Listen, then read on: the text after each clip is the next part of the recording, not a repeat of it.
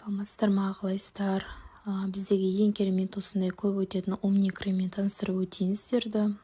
Қараңыздар, бұл ертең жаз келе жатыр, алда тональный пудраның орнына осы кремді жағып кете бересіздер. Бетіңізді ылғалдандырып, увлажнение беріп тұрады, және де бетіңізді аппақ қып тегістеп ағартып тұрады.